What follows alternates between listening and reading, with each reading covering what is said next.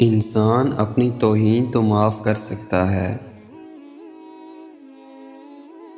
بھول نہیں سکتا۔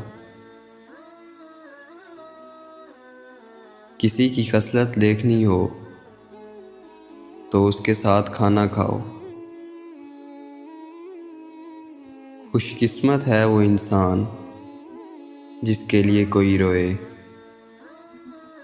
بد قسمت ہے وہ شخص جس کی وجہ سے کوئی روئے۔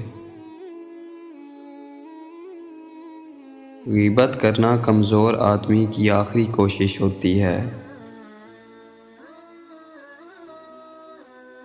بہت سی باتوں کا جواب خاموشی سے دینا بہتر ہے۔ ہر سنی ہوئی بات کو بیان نہ کرو، ورنہ تمہاری بے وقوفی کے لیے یہی بات کافی ہوگی۔ کسی کی نیت دیکھنی ہو تو اسے قرض دے دو۔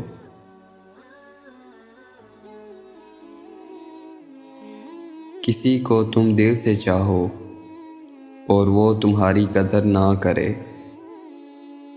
تو یہ اس کی بد نصیبی ہے، تمہاری نہیں۔ تم کسی کے ساتھ بھلائی کرو اور تمہیں اس کا بدلہ برائی کی صورت میں ملے تو سمجھ لو کہ تمہاری نیکی قبول ہو گئی۔